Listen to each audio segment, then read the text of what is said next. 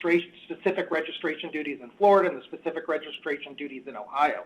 In some ways, it's more broad than that. In some ways, it's more specific than that. It's more specific. Let me interrupt you for a second.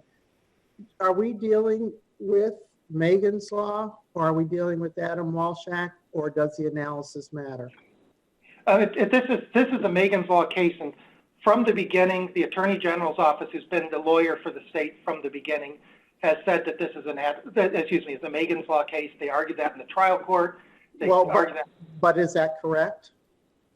Yes, it absolutely is correct, and I also think it is highly improper for the state to try to change the game in this court for the first time.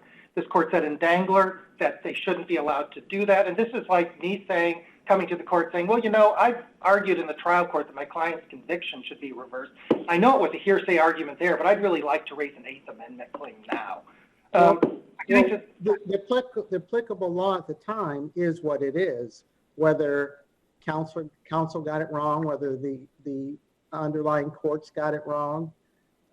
So regardless of what the argument was, if the incorrect law was applied, should we note that? Should we correct that?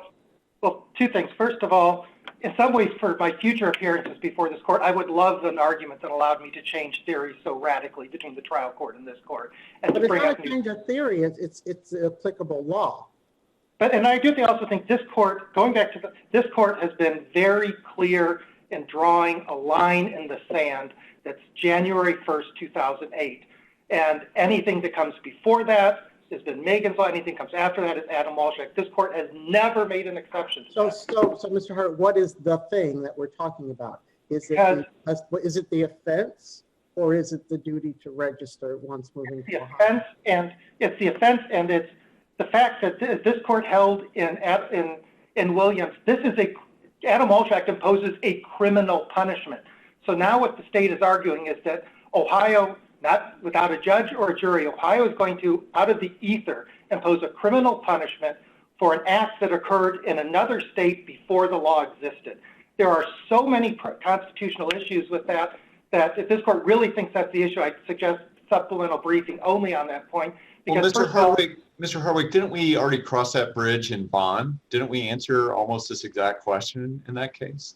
Yes, yes, and Bond and in Bruce and in Williams, you drew the line at January 1st, 2008.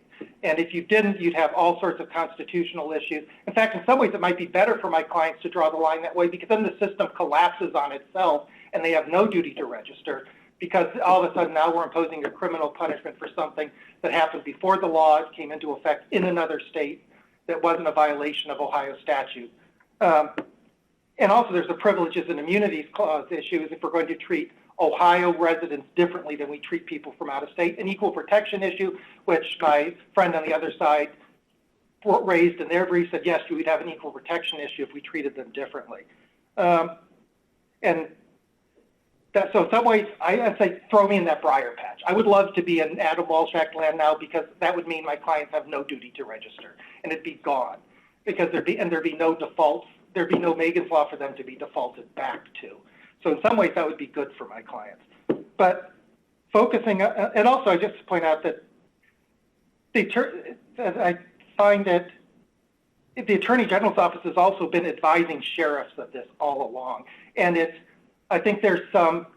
I think this shows some specific deficiencies in that office. If that office so misunderstood the law for so long and enforced it what they think is the wrong way, and all of a sudden when it gives them a litigation advantage, they change their position. I think that is a significant issue. But if I can go back to the classification scheme here and talk about how we don't just look at the registration requirements and the duties in the abstract.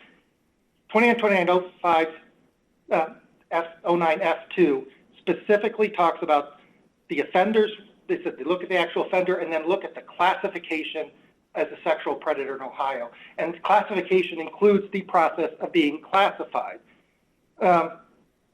And that definition, and that's important, because if you had someone in Florida who is who is automatically classified as a lifetime registrant without any finding that they pose a risk to reoffend.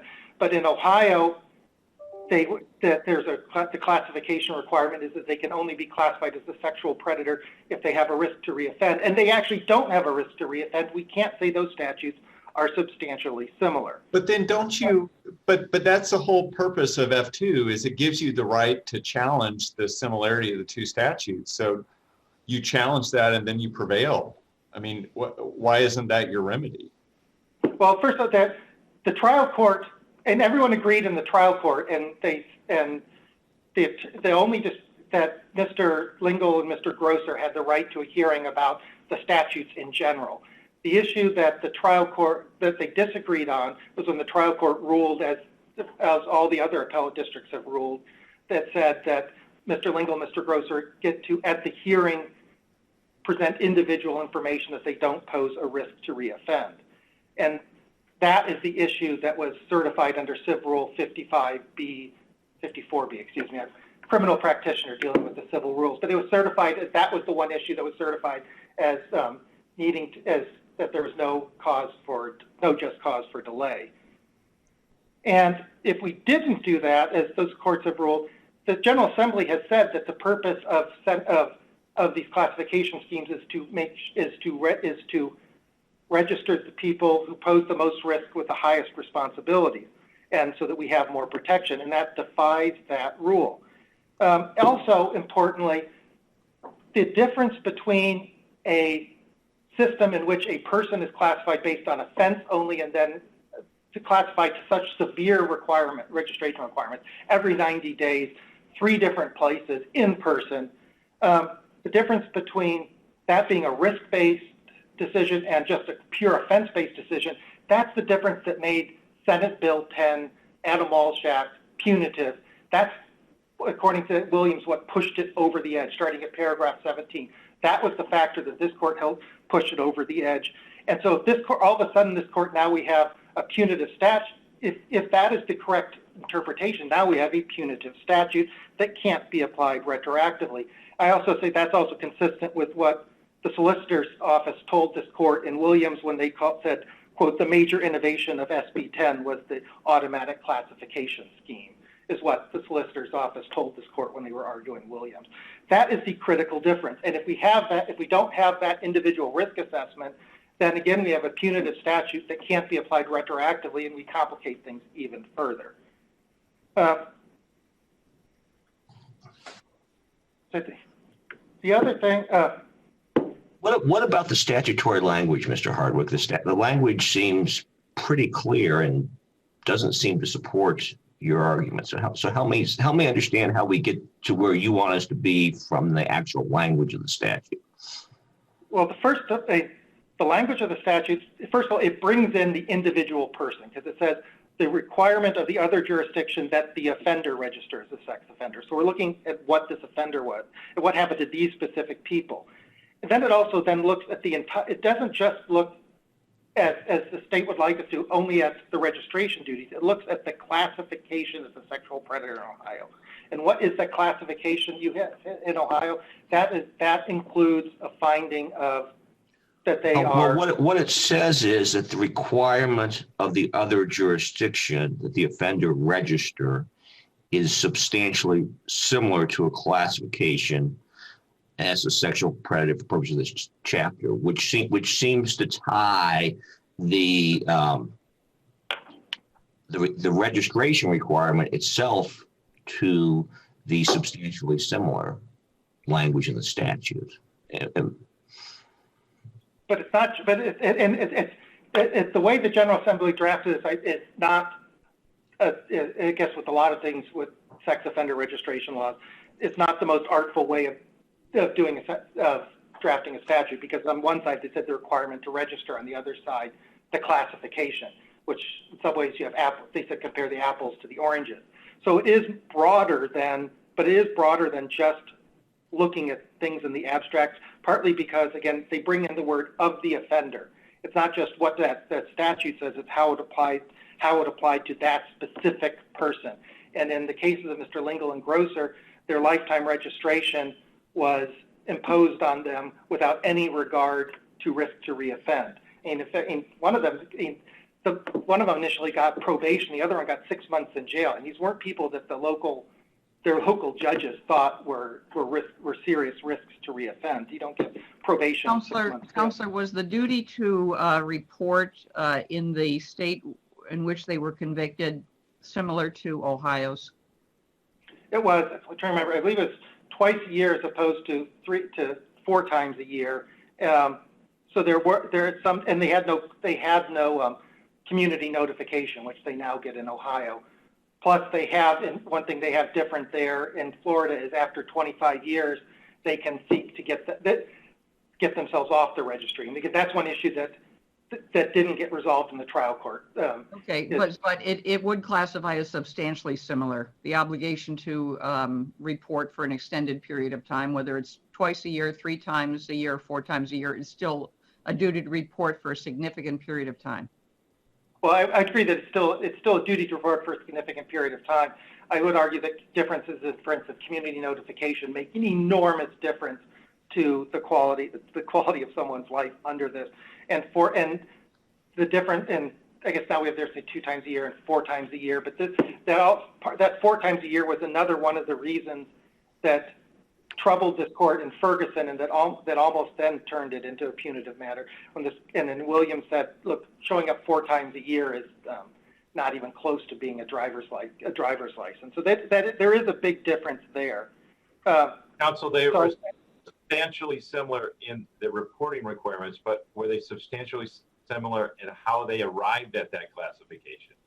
No, you're right. They're absolutely different in how they arrived in that classification, and that is part of the statute. The statute could have just said we're going to compare the registration duties in one state versus the registration duties in Ohio, or they didn't say that. They said to the classification, and that is not just registration duties. And I just want to come back to the definition. The definition has never changed. We were trying to say, did the legislature intend for sexual predators, someone to be labeled a sexual predator if they didn't pose a risk to reoffend? And if they truly wanted someone not to, that sexual predator no longer mean what it says. And think of even the word sexual predator. That includes someone who's going out and trying to imply someone who's going out in an attempt to hunt down and commit new sex offenses. That's even in the title the General Assembly created. That to impose that without, and also it said this court has held, and this court held in Lloyd, the purpose of the registration statutes is to give heightened scrutiny to people who deserve and need heightened scrutiny. All of that is thwarted under the state's interpretation of the statute, and that's why Mr. Linkle and Mr. Grosser should have a chance to prove that they do not pose a risk to reoffend, and why it violates both the statute and constitutional provisions to require them to register as a sexual predator even when they have no risk to reoffend. Thank you. Thank you. Mr. Hendershot. Justice O'Connor, and may it please the court, as you heard from my friend on the other side, there are 2 distinct paths to analyze this case, both under the Adam Walsh Act and under Megan's Law. Now, I recognize that we raised this Adam Walsh Act point very late in the litigation. We did so under what we view as a duty of candor about getting the correct law to apply the situation right. And I'll acknowledge as well that the advice the Attorney General's office has given to sheriffs, of course, are not their clients, but has been a descriptive thing instead of a proscriptive bit of advice. And so that is all out there. And I recognize that it may be that because of the way this litigation is unfolded, that the Adam Walsh Act, you consider it off the table. So I won't dwell on the Adam Walsh Act unless there are specific questions, although we've extensively briefed why we think it is the correct path to analyze these kind of out-of-state moves when the move is after January 1st, 2008, which is the effective date of the Adam Walsh Act. Now, if we look to the Megan's Law, there are 3 reasons we'd ask you to affirm what the 10th District did. Now, my friend said that the question before the Common Pleas Court, there's a lot that everyone agreed on, including the 10th District, and that is that there's a comparison of Florida's registration system to Ohio's. That's going to happen no matter what happens in this court. The question here, and the question the 10th District disagreed with the Common Pleas Court about, was whether that will also include a question about the recidivism risk today. That's 30 years later for Mr. Lingle, and I think 14 years later for Mr. Grosser. So that is what will be different in the common pleas court if you accept my friend's position here, what the common pleas court did, which is to add something that frankly isn't in the statute. I can't really do much better than what Judge Bruner wrote for the 10th District in that decision, saying that the words that Lingle and Grosser would need to have in the statute are simply not present. That's at paragraph 31 of her opinion. And what are the words you'd expect to see there if there were a recidivism hearing? Remember, we're looking at what used to be subparagraph F2 of 2950.09.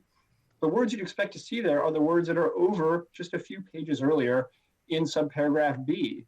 10 factors for a judge to consider to do this evidence-heavy sociological prediction about future risk.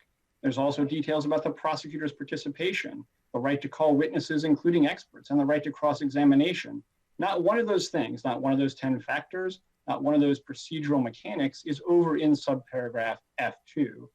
It instead directs a statute book to statute book comparison of the requirement to register. Things like, how often do you check in?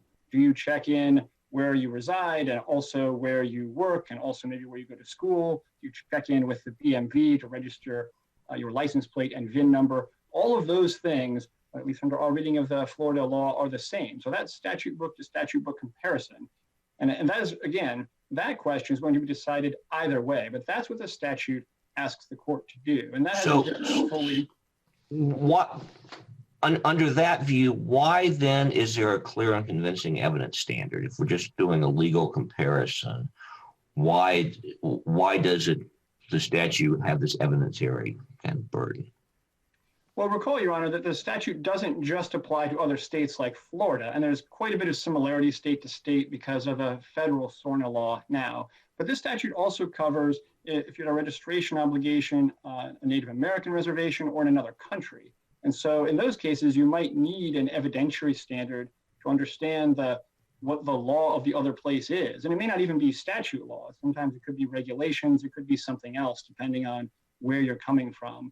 But the key words of the statute, the requirement to register, comparing that to the status as an offender, that we think is still a law-to-law comparison. And it lacks, other than that one thing, that clear and convincing evidence standard that I think probably is there because it's not just other states you're dealing with, you are missing all of the other indicia of it being a recidivism. All of the 10 factors in now repealed subparagraph B, the portions dealing with the prosecutor's participation and calling witnesses and calling experts on the right to counsel, all those things. But if a court is conducting that hearing to evaluate this by clear and convincing evidence, are you saying the court would be prohibited from considering the likelihood of recidivism? Yes, the statute does not authorize the common pleas court to evaluate recidivism today, which is 15 or 30 years later for these folks. Instead, it's asked to compare the two systems and say, is the obligation under Florida to Ohio, are those, I guess it's phrased in the negative, not substantially similar, but the basic is to compare whether those are similar or not. And remember, someone in Ohio who committed their crime in Ohio and has lived here their entire lives does not have this ability to have a recidivism hearing years or decades later after their initial classification. Now, there was a time when that was true. If we rewind all the way back to 2002, that was in the statute. Whether you were in-state, out-of-state, you could go back to the court and say, I would like to use those same mechanics, witnesses, experts, the prosecutor, and prove that now I don't have a risk to reoffend. But that was deleted from the statute in 2003, and it asked the precise question that Lingle and Grosser want the common pleas court to ask. Are they now unlikely to commit a future offense? But that amendment took away the exact thing that Lingle and Grosser are saying that they have a right to now. So back to maybe the very beginning organization of what I wanted to spend time with you all on. Counsel, isn't it in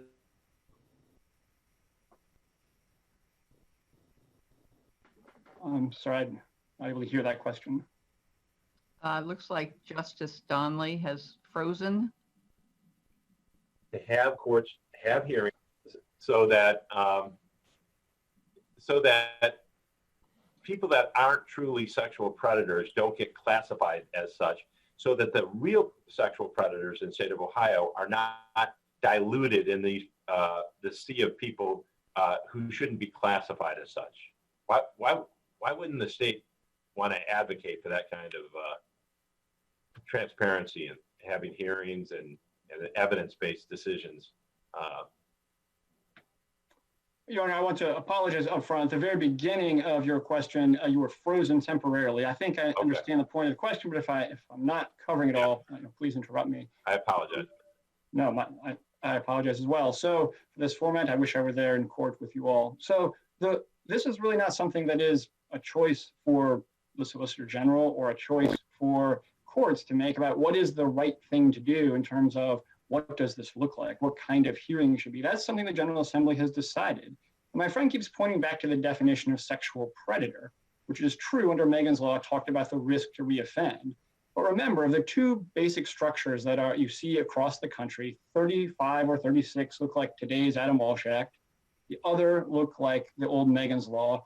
All of them are aimed at the risk of recidivism. Take a look at what the U.S. Supreme Court said in Smith versus Doe in 2003. They said the offense itself can be a predictor of risk of recidivism. So it's really just a matter of how you go about making that prediction. And that's, the Assembly has made the choice. They made the choice under Megan's Law to say, if you're coming here from out of state with a lifetime obligation, as long as it's not substantially dissimilar, then you should carry that forward here. It's like a reciprocity, essentially. You will carry that same obligation forward into Ohio. And it's not that there's been no evaluation of recidivism, it's just that Florida does it slightly differently, or it did at the time. Well, now there would be, of course, if you do the Adam Walsh Act version, they look exactly the same. And so it's really not a matter of anyone else choosing what is the most transparent. And the Assembly has made that choice. And of course, there are bits of pending legislation that would modify the existing Adam Walsh Act and the ability to get off the list and so forth. Those are things that continue to be debated in the legislative branch. Justice Donnelly, did that cover everything in case there was some piece that I didn't catch when you were frozen? Yes. Just your friend on the other side mentioned that these two offenders have lifetime appointments in Florida, but their sentences, I don't know the underlying facts, but it would reflect that they must not have posed too much of threat if one received community control and one received 6 months, and now they're going to be without the ability to challenge that at a hearing, labeled a sexual predator in the state of Ohio. Well, that was the judgment that was made under Megan's Law by the General Assembly. Now, frankly, it's one reason that we think the Adam Walsh Act is a superior way of looking at this. And we think that is what the Assembly has said. As long as you move here after 2008, use the Adam Walsh Act. And I won't continue to push that. I recognize the issues of us raising it so late in this litigation, but that does result in different outcomes for folks like maybe not Lingle and Grosser specifically. That hasn't really been briefed out, but it may, for many people, they would end up worse off under Megan's Law. So of the three things that I was hoping to cover about reasons to affirm, remember the narrowness of what the 10th District did, which is to say the Common Pleas Court will not, in addition to comparing the registration systems, make a present day 2020 evaluation of the risk of recidivism. So on that, all the language we've talked about is missing. That's the first point. The second is it would look exactly like a kind of hearing, far divorced from. Before you go further, real quick, let me ask this. Why wouldn't a present day evaluation be more appropriate for risk of recidivism? Well, again, that is something that the Assembly has made the judgment of not having a much later in time evaluation of recidivism, that whatever the other state system did to evaluate recidivism was enough. It's similar to the judgment that they plainly made in 2003 to delete the later in time recidivism evaluation for everybody. That was an old subparagraph D where pretty much year after year. Sorry, I thought you had to follow up there. It's a little bit. I was trying to hear your answer and trying to get my question out at the same time. So go ahead, finish. Sure. So I think that really points up that Lingle and Grosser are asking for the exact thing that was specifically deleted. If you look at old subparagraph D, it said the court should look at the question, is this person in front of me unlikely to commit a future sex crime? And if you have some future, if you've gone into the future, then you've seen whether that has panned out, whether that recidivism prediction has validity.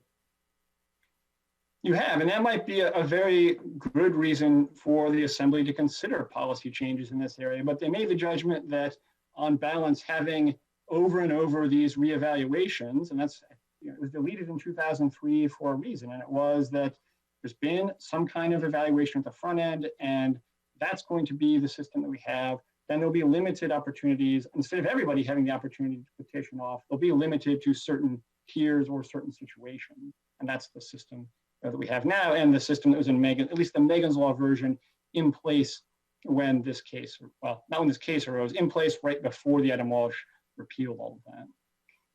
One last thing I didn't touch on that my friend did mention was he wants to point to the definition of sexual predator and say, well, look, that talks about the risk in the future.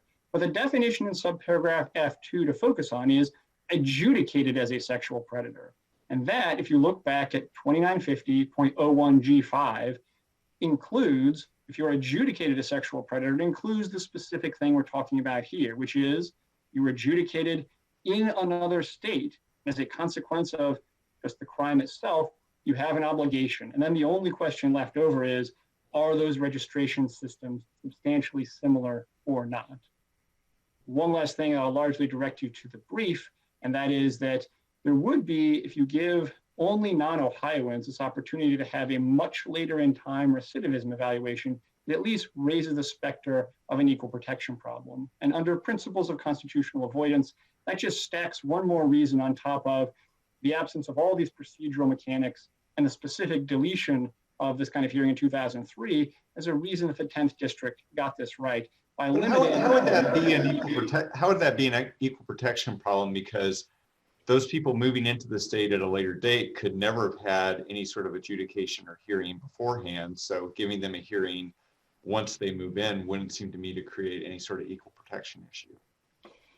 Well, Your Honor, I would point to what the Third Circuit did in the brief, this case that we cite in our brief, where they did compare in and out of state offenders. So all we're saying here is not that it would definitively be an equal protection violation, but that it is something that under the canon of avoidance is something to take account of. And again, layering that on top of both the absence of all the procedural language and the specific deletion. But I think the problem that could arise, and why it's at least a possible issue under equal protection, is that only non-Ohioans would have this opportunity for a hearing years removed from the offense.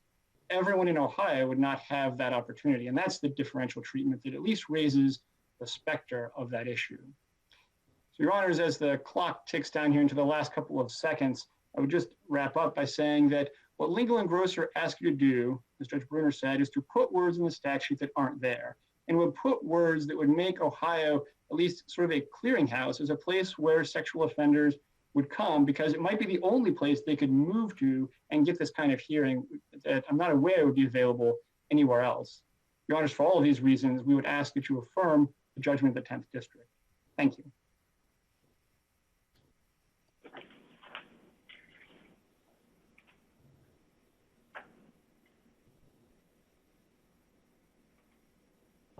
Mr. Hardwick, you've saved 24 seconds. We'll give you a full minute. Thank you, Your Honor. The state keeps talking about how they don't want, people shouldn't have a chance to come back and get a second evaluation after the fact. We just want one evaluation as to the risk. Mr. Lingle and Grosser just want one. And the statute itself. Counsel, do similar situated Ohio offenders get the opportunity to have a hearing such as your clients are requesting in all designations? For sexual predator, with one very small exception, yes. There are some, if they are indicted with a sexually violent predator spec, then no, they don't get a hearing. Other than that, other than a jury finding of that, yes. No, everyone who committed an offense in Ohio under Megan's Law gets a hearing where they have a chance to show that they do not pose a risk to reoffend. And when do they have those hearings? They have those at either at sentencing, or sometimes they are years after the fact. If they committed their offense, they have a chance. There's a chance to do the sexual predator hearing before they're released from prison if they didn't have it done initially. But they can. So it can be some cases years after the fact. But it's for the most part on the front end, not years later, if someone is in the community. Yes, but it is done, and that there is a much bigger difference between being required to register as a sexual predator for life every 90 days with potentially 3 different sheriff's offices, and to do that without even ever having a chance to prove that that's necessary. The General Assembly has said that they want to give more resources towards more dangerous people, that they want to focus on the dangerous people. That's what the state's interpretation doesn't do. Thank you. Thank you, gentlemen. We will take your matter under advisement and let you know of our decision.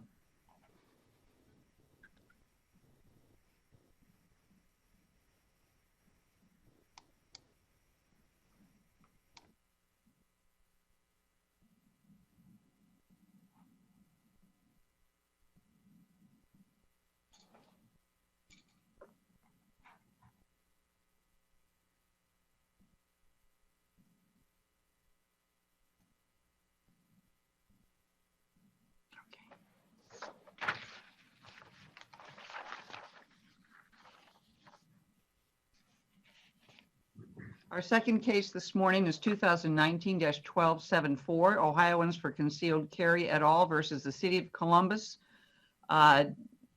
Attorney Zach Klein et al. For the appellant, Mr. Kessler. Thank you, Chief Justice, and good morning. May it please the court, I am Dave Kessler. I'm here representing Ohioans for Concealed Carry, the Buckeye Firearms Foundation, and Mr. Gary Witt in this matter. Madam Chief Justice, I'd like to reserve 3 minutes for rebuttal, if I may.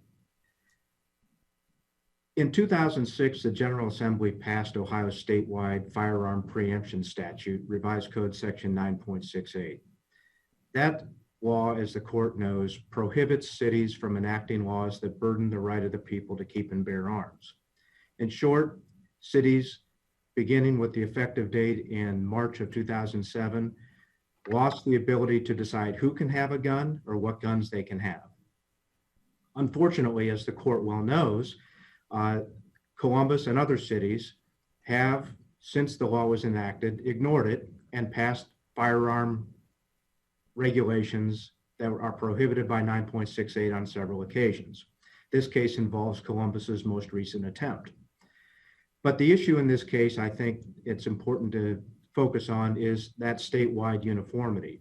It's no exaggeration to say that statewide uniformity is the most important piece of firearm legislation in the state of Ohio. Without it, even the right to carry a concealed firearm becomes meaningless. The last I looked, there are 247 cities in the state of Ohio. If each one of them were to pass its own firearm regulations, the right to carry a gun outside the home would quickly evaporate, and it just couldn't be done with any peace of mind. In fact, that was the state of affairs prior to the enactment of 9.68. So this case is not about specific firearms or parts of firearms. It's not about whether people convicted of an offense that the city currently considers to be domestic violence should have a gun. It's about statewide uniformity. It's about the promise that the General Assembly made to gun owners in 2006 that they needn't care what cities think about their right to keep and bear arms. They only need to be familiar with Ohio and federal law. In this case, we have 2 issues. They both involve associational standing. As the court knows, an association has standing to sue on behalf of its members when 1, a member would otherwise have standing, 2, the issue is germane to the purpose of the organization, and 3, neither the claim nor the relief sought requires the participation by individual members of the association. Now, in this case, the 10th District admitted that statutory standing under 733.59 may undergird associational standing and satisfy the first element. But it then went on to say that because neither association in this case was an actual taxpayer, that they didn't have associational standing, which to me was very circuitous and a non sequitur. In this case, both associations have standing because element number one is met. It's the law of the case that the trial court and the Court of Appeals both found that Mr. Witt has standing as a taxpayer. So element number one is met, and that's the law of the case. We have a member with standing. Unmentioned by the Court of Appeals in that regard was that it wasn't just Mr. Witt who sent a demand to the city attorney that he institute an action for injunction. Both associations did as well on behalf of their members in the city of Columbus that are taxpayers. So far more people than just Mr. Witt triggered statutory taxpayer standing. Well, Mr. Kessler, though, were any of those people named? They were not, Justice. So how is that satisfactory if, like is evident with Mr. Witt, there's a name, there's a known taxpayer? I think if you look, I'm not sure that it requires a name. If in fact statutory taxpayer standing can be the basis for associational standing, what difference would we need to list, for example, every member who happens to be a taxpayer, or is it sufficient to just list one? There is. So Mr. Witt is a member of both associations, both organizations? Mr. Witt is a member of Ohioans for Concealed Carry. But if you look at paragraph 11 of the complaint, it avers, and in fact, I think attached to the complaint are the letters sent by the associations. And the facts of the case indicate that both associations have members that are taxpayers of the city of Columbus. I'm not sure that it's necessary or even advisable to name them specifically. In the case, I don't even know that we actually needed to name Mr. Witt as an individual plaintiff. So I understand your point, but I'm not sure it matters in this case. Okay. Second, the second element of associational standing is that the case is germane to the purpose of the associations. Now, the city, amusingly, in my opinion, tries to convince the court that it has no idea what these associations are about, even given their long history of suing to enforce the firearms rights of Ohio citizens. And that's all laid out in our brief, and I won't repeat it here, but suffice it to say that the court can absolutely look at the positions taken by these organizations in the case of Ohioans for Concealed Carry before this very court on this issue, and in the case of Buckeye Firearms Foundation in other courts, which we have cited, and the court is free to take judicial notice of that. And element three, participation by individual members is not necessary, is almost, I would think it's always going to be met in a taxpayer standing case, because a taxpayer standing case has to seek to enforce a public right, not a private interest. So participation by individual members in a taxpayer case is almost never going to be necessary. I can't think of a case where it would be necessary. So if you ask me, all three elements of associational standing are met here from a taxpayer standpoint. Counsel, but you agree that your organizations are not taxpayers? Correct, Your Honor. Okay. So I don't think that they need, otherwise the position would be that associational standing can never be founded upon statutory taxpayer standing. And I haven't found a single case that says that. The 10th District didn't cite a case that says that.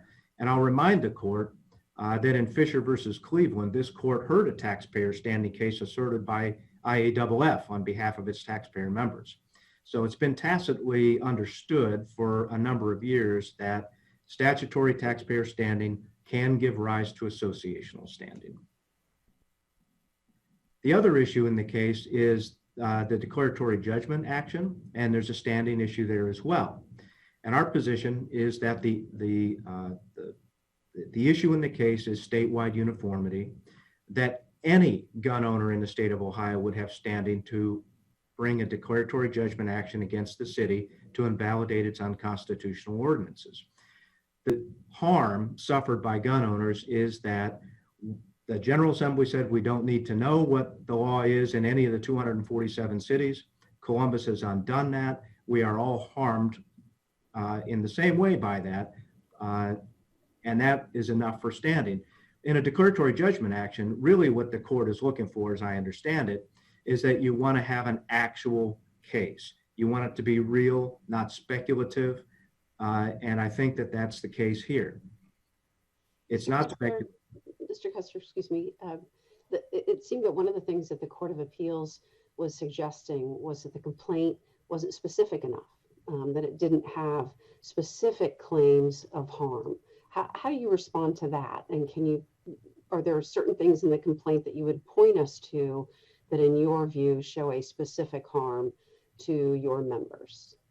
Thank you, Justice French. I think that the city focuses on the wrong thing. What they want to convince you to do is to hold that what we would need to do is say that either the associations or their members want to have a firearm part that the city banned, or that one of them has been convicted of a misdemeanor that the city has classified as an offense of domestic violence. We say that's not true. The harm is the destruction of statewide preemption. We would have brought this case if the city had banned lime green polka dotted guns, or banned albino men over 7 feet tall from having guns. The harm done by the city is the destruction of the promise of uniformity across the state of Ohio. It doesn't matter to us what exactly they banned. And I don't think it should matter to the court. This court did a good job, I thought, in Ohioans for Concealed Carry versus Clyde of examining how important statewide uniformity was to the General Assembly, and has proven to be for firearm owners throughout the state of Ohio. So when one city tries to develop cracks in that statewide uniformity, gun owners are harmed, regardless of whether they're affected by the actual restriction put into place by the city.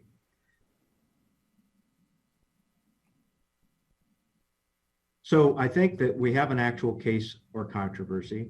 If declaratory judgment is appropriate, I think if you look at the People's Rights Organization versus Columbus case, another Columbus firearms case, you saw that the court, as many courts have said that, look, when there's an unconstitutional statute and a party wants to bring a facial challenge to it, particularly where it's a criminal statute or ordinance in this case, filing a declaratory judgment action prior to anybody being prosecuted for it is absolutely appropriate. And we think that's the case here. If there are no further questions, I don't have anything further to add. Thank you. Mr. Coughlin-Lees?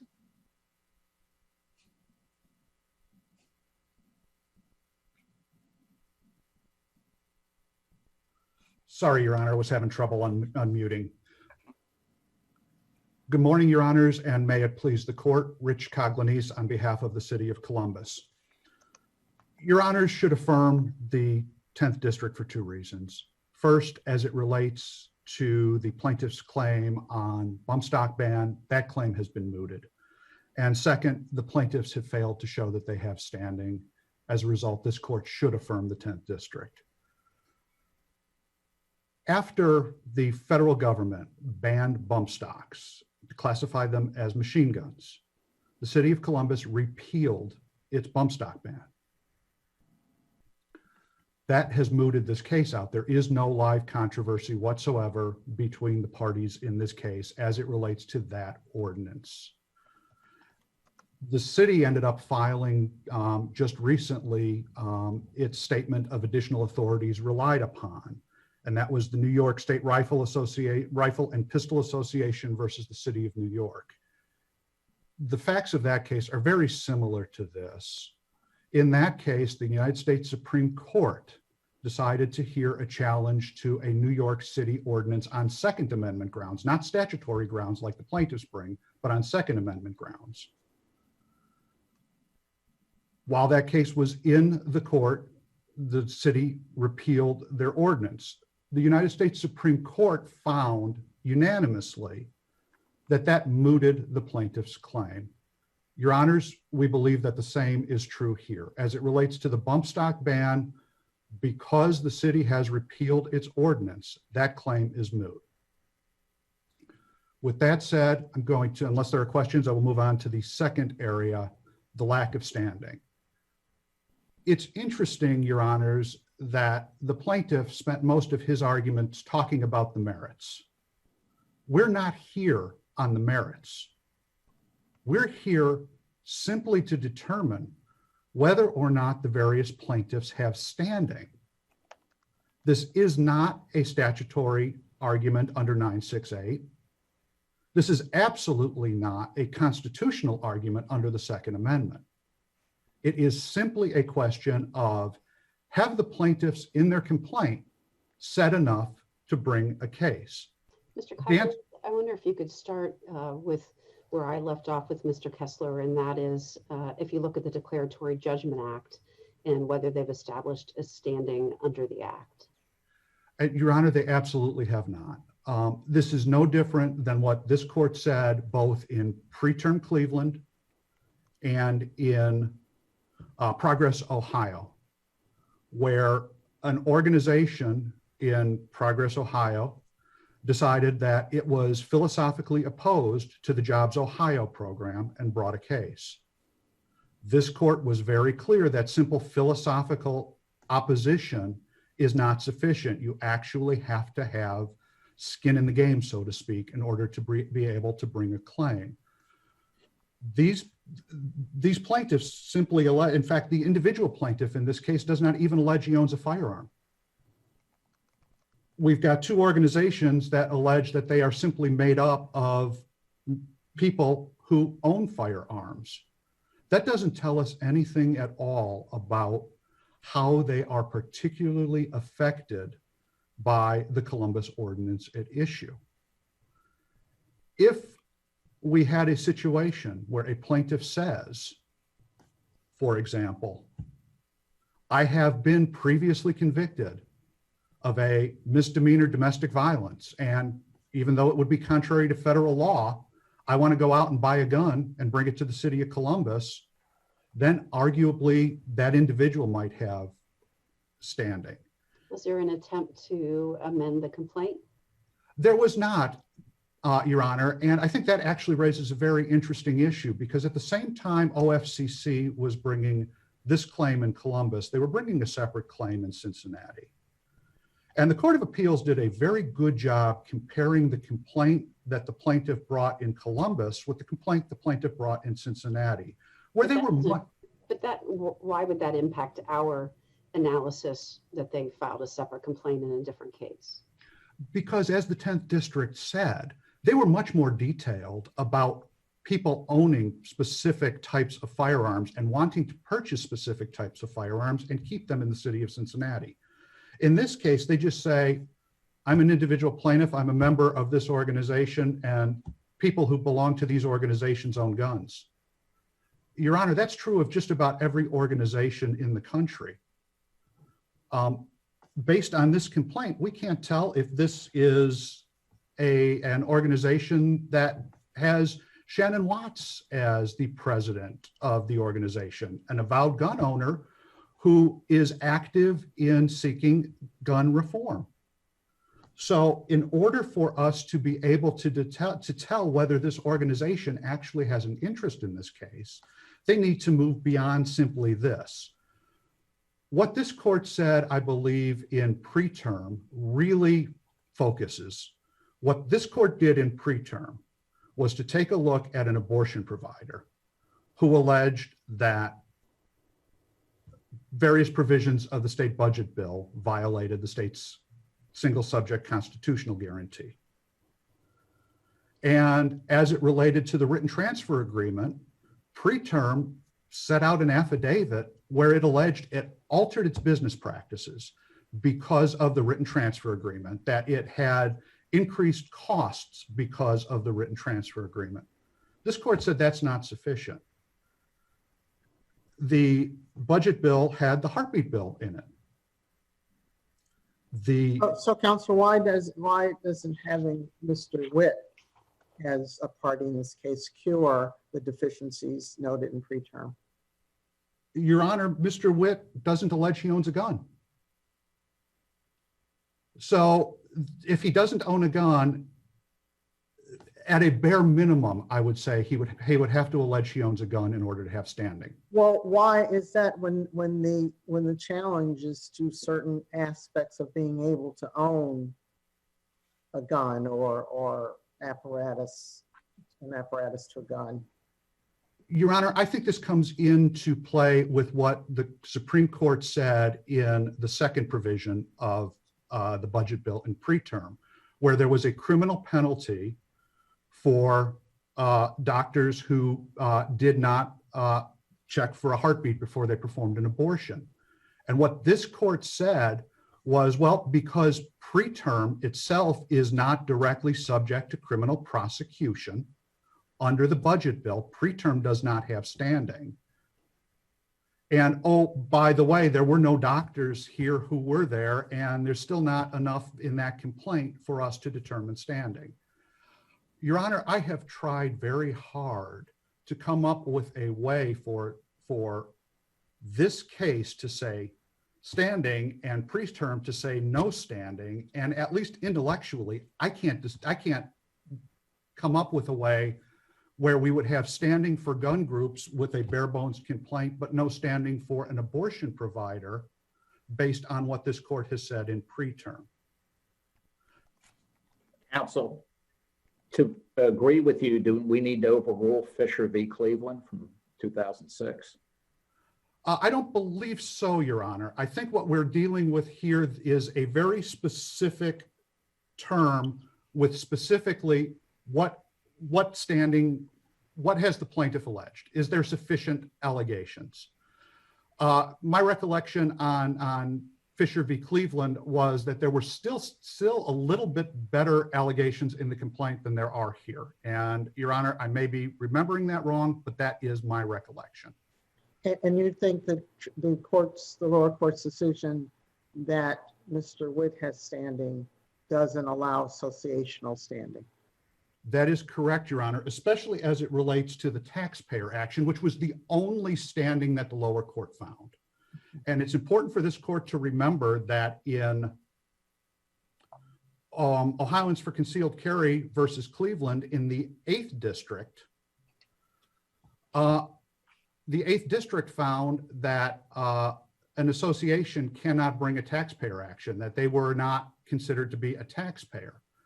So I think what we've got here across the board is simply, if Mr. Witt had standing, Mr. Witt does have standing as it relates to the taxpayer action, but that alone, the 10th District has said no DJ standing for anybody and no independent standing under 968.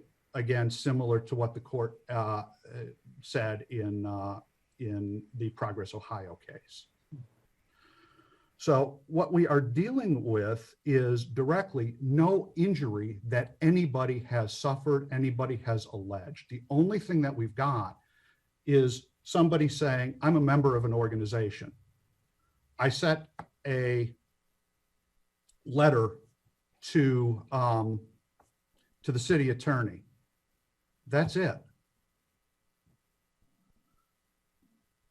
What we have to keep in mind is, Your Honors, if we open the courts to complaints where parties simply are not alleging an actual injury, we're going to allow people to bring suit over anything. If I am, sitting in quarantine and deciding that I just need to find some hobby to do, and I start looking at my insurance policies and say, this clause of my underinsured, uninsured motorist coverage doesn't quite look fair.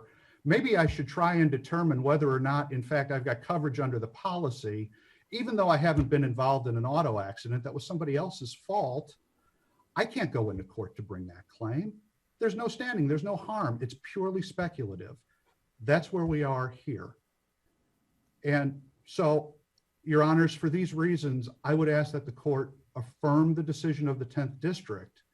And unless there are any other questions, Your Honors, we would stand on our brief. Thank you. Mr. Kessler, you reserve 4.5 minutes. Thank you, Chief Justice. I'd first like to address the mootness issue.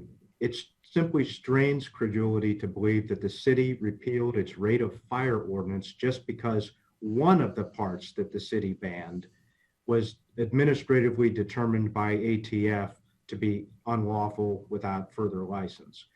The city's ordinance banned many parts, specifically named parts and a catch-all clause for any other part that might make a gun easier to fire faster than without that part.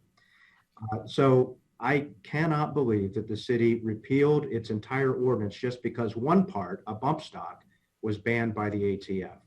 Counsel, what difference does that make? Well, a party asserting mootness has the burden to demonstrate to the court that, in fact, the case is not capable of repetition. It can't be reasonably anticipated to repeat. That burden's on the city. Given the fact that the ordinance wasn't repealed until this court accepted jurisdiction on our petition, and given the fact that its ordinance went far beyond mere bump stocks, I find that hard to believe. And I think that Did the ATF ever revise their determination or their administrative order? As I understand it, Chief Justice, there was no new regulation, no new statute. They simply changed their mind about the interpretation of the statute. So, but that's still in effect. It is. It is, so far as I know. That still would be guidance or more than guidance for any legislation put forth by the city. Yes, it would be wise for the city to consider what the federal law is. In fact, in our position is the city should rely on federal and state law rather than creating its own law, because that's what the General Assembly commanded. So did the city repeal or not? The city repealed one of the ordinances, the rate of fire ordinance, Your Honor. But did not repeal the other ban. Didn't repeal in its entirety. Yeah, it didn't repeal the weapons under disability ordinance, Your Honor. So we still have that in the case. And of course, with respect to both ordinances, we still have the mandatory attorney's fees that are provided by 9.68. That wasn't decided by the trial court before it got up to the Court of Appeals. So the case isn't moot. First of all, I don't believe that the city of Columbus is done trying to destroy statewide uniformity. Secondly, we have the attorney's fee issue. And thirdly, we have the weapons under disability ordinance to deal with. Mr. Kessler, I wonder if we could focus in on that attorney fees issue. Even if we were to say that part of the case had become moot, everything that has gone on before has still gone on before. It wouldn't, tell me why you believe that that would moot out your claim for attorney fees. Could you not still claim that you were a prevailing party for at least part of the case? Well, Your Honor, I'm not sure I quite understand your question, but I think what you're saying is just because they repealed the ordinance, we still prevailed.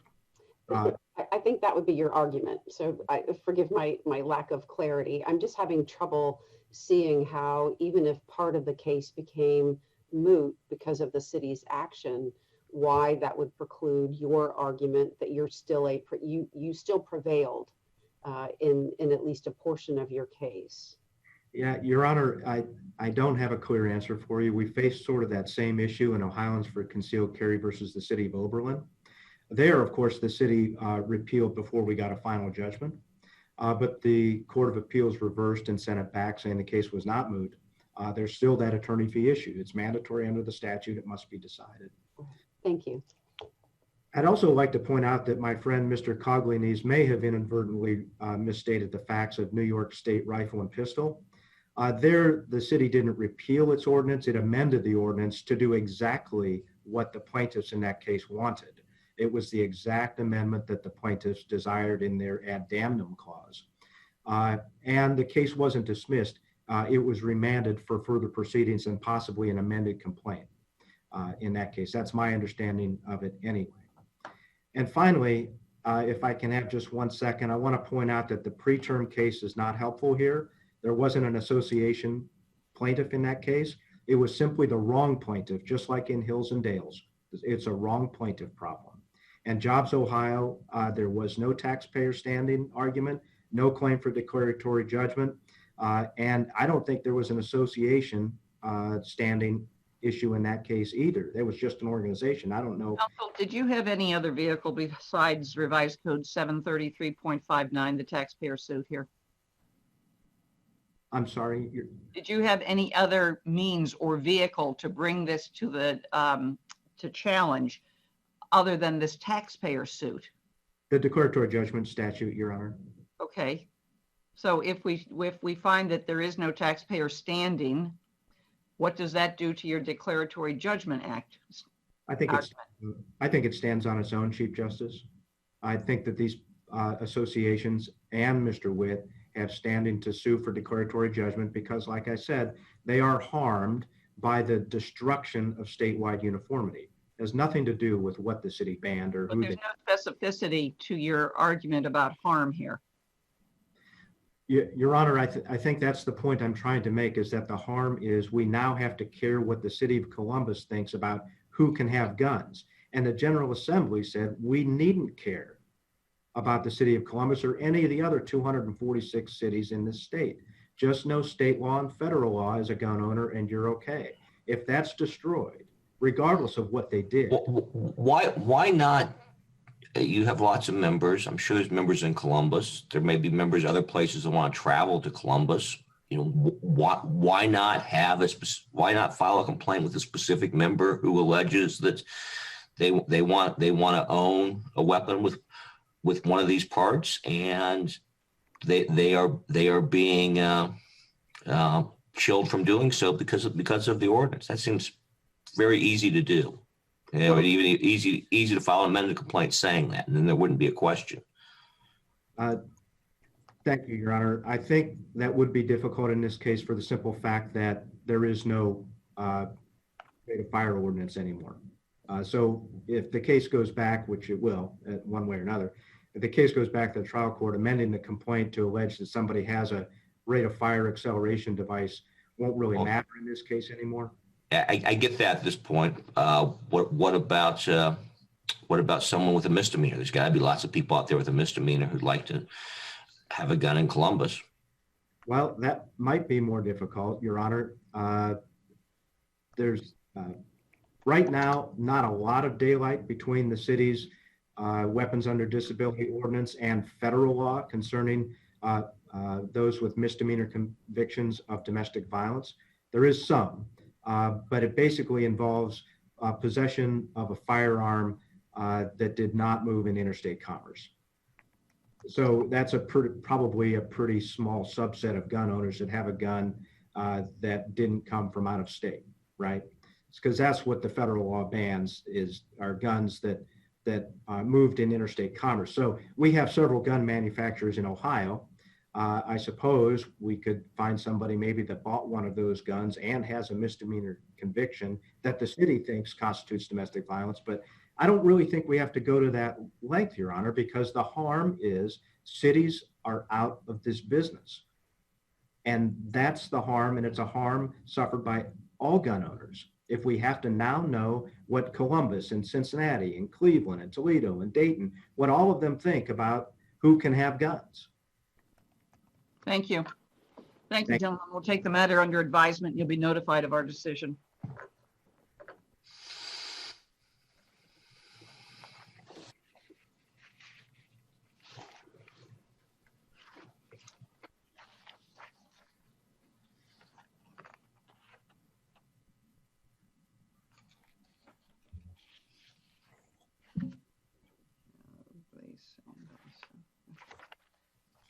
Our next case this morning is 2019-1355, AJR et al. Versus the Board of Education of Toledo City School District et al. For the appellant, Ms. Dawson. Thank you, Your Honor. Chief Justice O'Connor, members of the Supreme Court, Mr. Glaze. May it please the court. My name is Jennifer Dawson. Cynthia Scaff, and Ralph Shady. I would like to reserve 3 minutes for rebuttal. The three educators before this court should be held immune from liability pursuant to revised code 274403, unless they acted with malicious purpose, in bad faith, or in a wanton or reckless manner.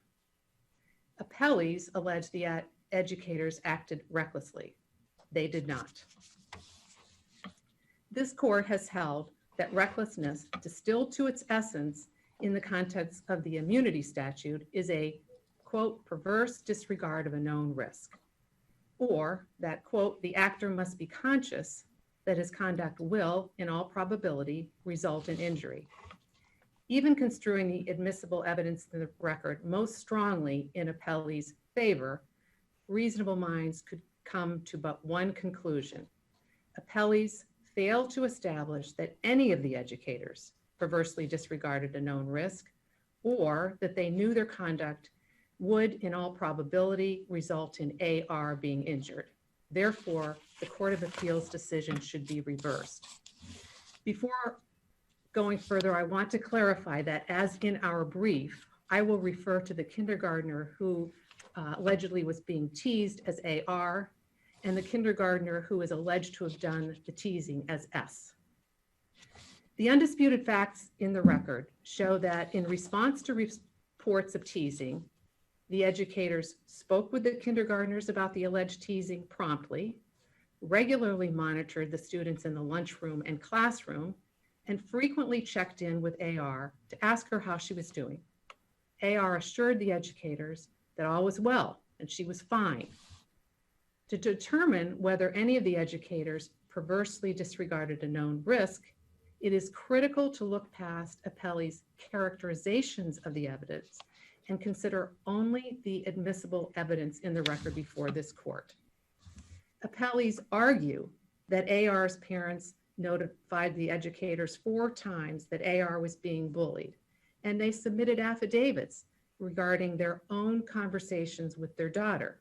But the only admissible evidence in the record of specifically what they claim they told the educators before the alleged incident is that the kindergartners teased AR for being 4 years old and tried to convince AR to drink a mixture of food and milk in the lunchroom.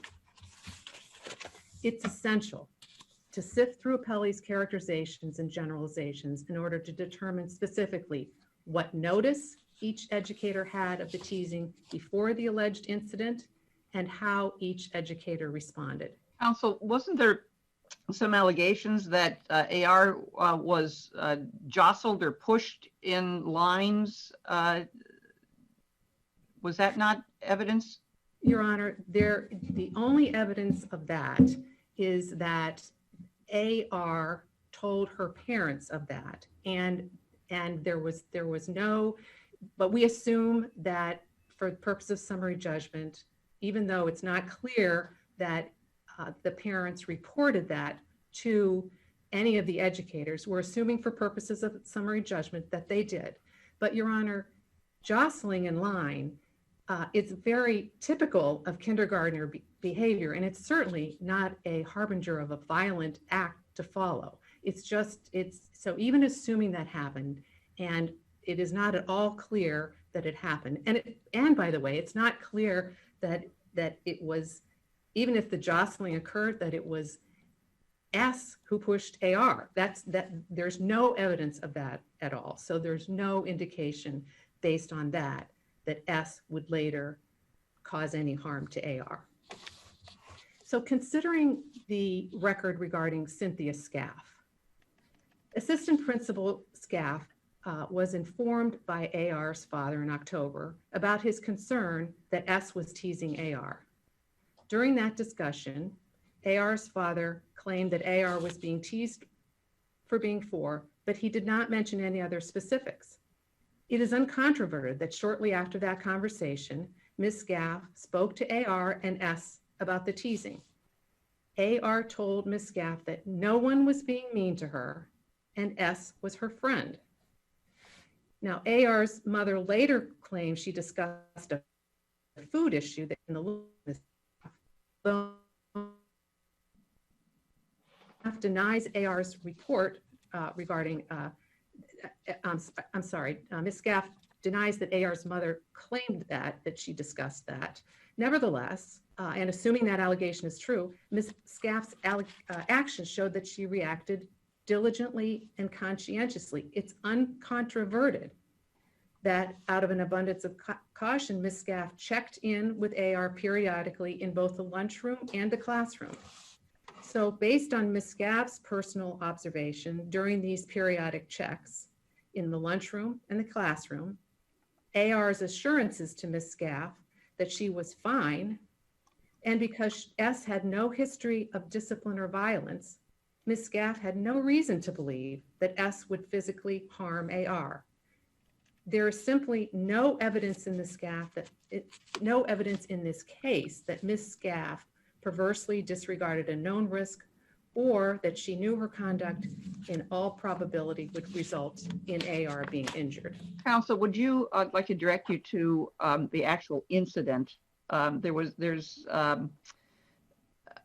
guess there was no communication with regards to the injury. In fact, the child went to school the next day.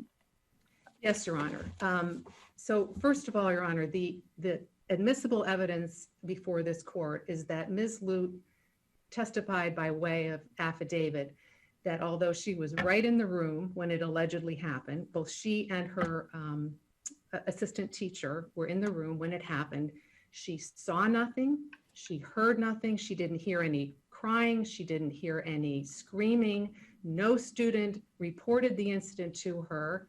And so she says she was, if the incident occurred, she was unaware of it.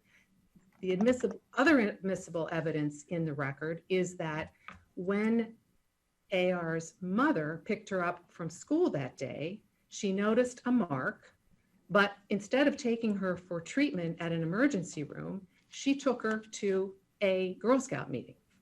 And she also sent her back to school the next day. Is there a medical report here?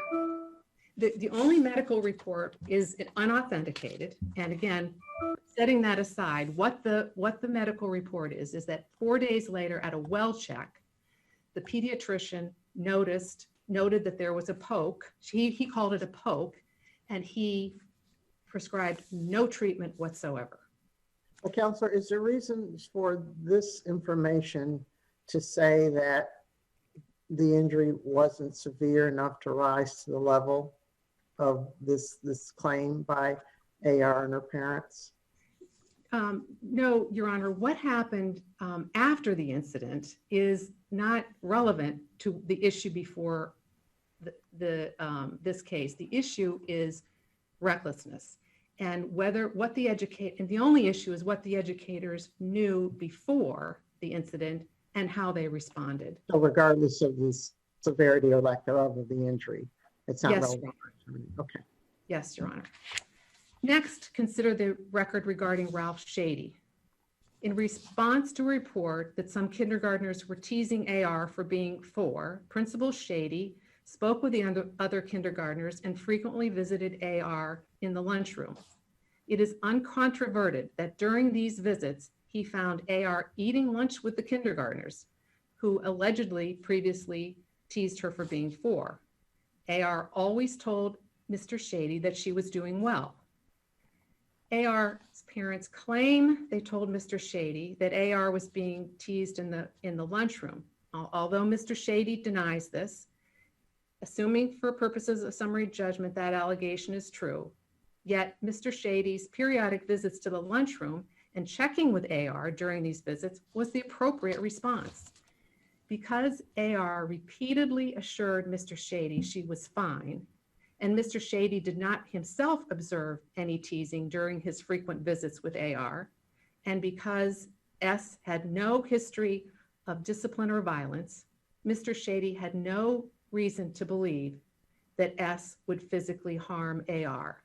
There's simply no evidence in this case that Mr. Shady perversely disregarded a known risk or that he knew his conduct in all probability would result in AR being injured. Finally, consider the record regarding Amanda Lute, AR's kindergarten teacher. Ms. Lute was on leave during the first part of the school year, but she was told when she returned in November that other kindergartners had teased AR for being 4.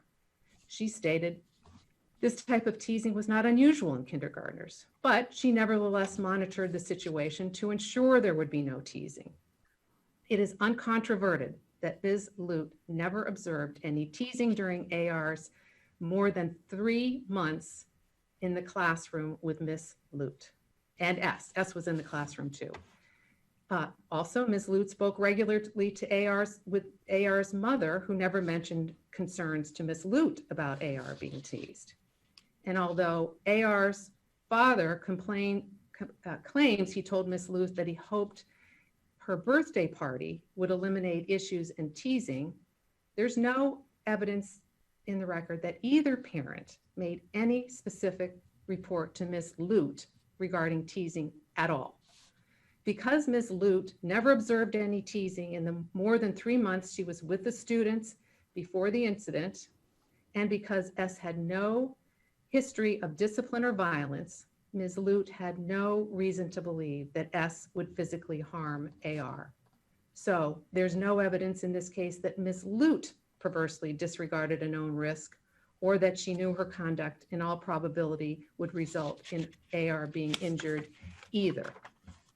It is true that AR's parents allege their daughter told them about name calling such as baby, teasing for being 4 years old, pushing in the bathroom line, and leaving out of a playgroup. But there's no evidence in the record about specifically which of these allegations they communicated to which educator. Nevertheless, even assuming for purposes of summary judgment that AR's parents communicated all of these allegations to all of the educators, none of these alleged statements put the educators on notice that S would physically harm AR. This is especially true because even though AR's parents informed the educators that S and other kindergartners had teased AR, they don't even allege that they reported any instances of physically harming or even threatening to harm AR. Further, it's undisputed that S had no prior discipline in her file, no history of physically harming or threatening to harm anyone, and certainly no history of physically harming or threatening to harm AR. In conclusion, the evidence is that after being informed of teasing, the educators monitored the situation and periodically visited AR to make sure she was doing well. AR gave no indication to the educator she was not doing well. To the contrary, and importantly, AR said that no one was being mean to her and S was her friend. AR's parents' allegations regarding the educator's notice before the incident, even if assumed to be true for the purposes of summary judgment, do not establish that any of the educators perversely disregarded a known risk or that any of them knew that their conduct in all probability would result in AR being injured. We request this court to reverse the appellate court decision and hold that the immunity statute shields these 3 educators from liability because reasonable minds could only conclude that the evidence, even when viewed most favorably to the appellees, failed to establish a genuine issue of a material fact and establishes that the educators did not perversely disregard a known risk and did not know their conduct in all probability would result in AR being injured and therefore were not reckless. I'd like to reserve my remaining time for rebuttal. Thank you. Thank you. Mr. Glaze? Chief Justice O'Connor and Justices of the Court, my name is Anthony Glaze and I represent the appellee, AR. The main issue on appeal today is whether or not AR has presented sufficient evidentiary material to satisfy the reciprocal burden to appellant's motion for summary judgment under Ohio Civil Rule 56. More specifically, appellants claim that there are no genuine issues of material facts here, and thus they are immune from civil liability as a political subdivision employee, and are therefore entitled to judgment as a matter of law. However, when construing all evidence and inferences in our favor, in favor of AR as the non-moving party, and when viewing appellant's evidence with a skeptical eye, it is clear that AR has presented several genuine issues of material facts.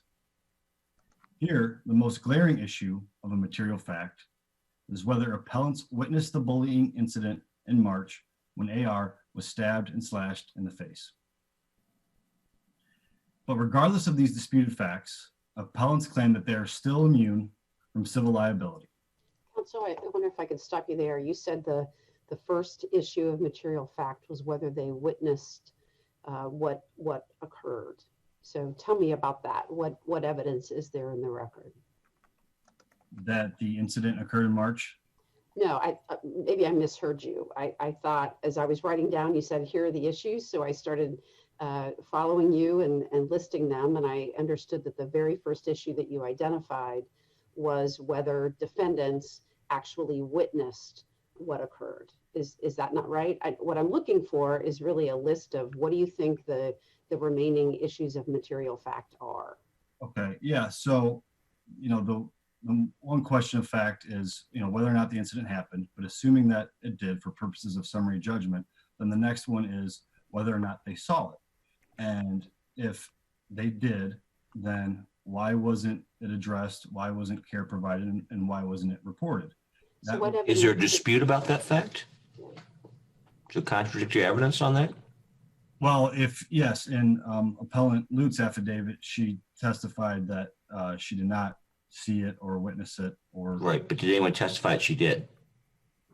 Yes, through the AR's parents' affidavits when they reflect their conversations with AR, as well as the incident report from the principal when he interviewed us, and she recounted the facts and reported in the report that AR reported this incident to the teacher, and the teacher made her apologize.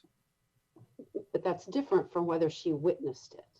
Is there any evidence? Is there a dispute about whether the teacher actually witnessed the incident? Well, if you consider the facts in the affidavit as well as the principal's report, then yes, there is a question as to whether or not she saw it. But even assuming if she didn't, that brings in our issue of, well, was this reckless supervision? When should she have saw it, and at what point? So moving on, and again, so despite these disputed facts, they are still presumed to be immune from civil liability. So then the issue becomes whether or not AR has presented sufficient evidentiary material to rebut appellant's presumption of qualified immunity. The immunity statute provides 3 exceptions, and the only exception addressed by the lower courts was recklessness. More specifically, were the appellant's acts or omissions conducted in a reckless manner. And generally speaking, when determining recklessness as a matter of law, the court will look at specific facts and evidence, and then the question of recklessness will be considered on a case-by-case basis. So here, in this case, there are 2 key factors to consider when analyzing the recklessness exception. One is that at the time of the bullying incidents, AR was a very young child and was considered a child of tender years, who was unable to protect and care for herself as a matter of law. And 2, AR and the appellants were in a student-teacher relationship, which is recognized as a special relationship under Ohio law. So as a result of these 2 factors, the standard of care is altered and a heightened duty is owed, and the reckless standard needs to be analyzed accordingly. And this is especially true because appellants knew that AR was an early entrant, gifted student, and this was her first experience of peer-to-peer interaction. Counselor, is a heightened duty or heightened standard owed individually to AR or to AR and all the other students, to the class in general? Yeah, it's, generally speaking, it's owed to all the children in the class, the children at age 4 and 5 that are considered of tender years and cannot protect themselves. So what more could have been done here to protect AR as everyone in the class from, if the allegations are true, conduct of children against each other in this manner? Well, so, as the 6th district noted, they could have kept the children separate or possibly in a different classroom, and they shouldn't have partnered. So They are. You think one of the students should have been moved to another class? I think, yes, that's a reasonable step to take. Which one? Excuse me, what? Which one should have been moved? Well, I don't think that necessarily matters. It could have been either one. Why wouldn't that matter? Why wouldn't it matter which child you're taking and removing from a class? Well, I think just the bigger point is just take reasonable actions to keep the children that have known issues separate and safe, and then ultimately supervise them. So as in, yes, if they didn't move them to a separate classroom, you still don't partner them. If they have known issues, you don't give them sharp objects, and then you don't turn a blind eye. And as far as what they could have done better, that's all part of the recklessness analysis, as well as questions of facts. So, Counsel, the concern I'm having with your argument is that you speak in terms of reasonableness, and it would have been reasonable. It would have been more reasonable to move one of the children to a different classroom. But is that our standard? I mean, what I think we're looking for is there a perverse disregard for Sure. a duty that's owed? And so what, in your view, is perverse about, what is it that's reckless about the actions that they took? Not in terms of reasonableness, but in terms of recklessness. Sure. Well, again, and that's why the main thing to remember is that we're talking about trained professionals that are responsible for kindergartner students.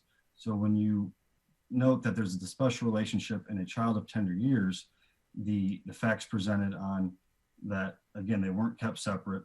They were placed alone at the table and required to be partners, required to work together, given sharp objects, and then turned a blind eye when they cannot protect. Wait a minute, you said turned a blind eye. Is there any evidence in this record that either the teacher or the principal turned a blind eye? Well, yes, because one testified that they did not see the bullying incident, or any incident for that matter. And again, AR said that she told her parents, and that's reflected in the affidavit, that she told her teacher about this incident, as well as the report with the principal. So again, Counsel, do you know how many students were in the classroom at the time this alleged incident occurred? Not off the top of my head, I believe it's in the record. I don't really want to guess, but I think it was approximately 20. Approximately 20 I think 5-year-olds? I think so, correct. And there was a teacher and a teacher's aide, correct? Correct. Okay, so moving on back to this reckless conduct and the conscious disregard to the known risk. And I want to highlight the known risk in this case. And the known risk is bullying. And that's bullying in all forms, and that's defined by appellant's own policy. And that includes social bullying, emotional, relational, and physical. And generally speaking, bullying in the classroom is a known risk. However, in this specific case, there is evidence that AR and her parents notified the teachers and administrators of AR being bullied by the same classmate, known as S, on at least 4 occasions. And the record reflects that the teachers and administrators were either aware or should have been aware of S bullying AR socially, emotionally, verbally, and physically throughout the school year.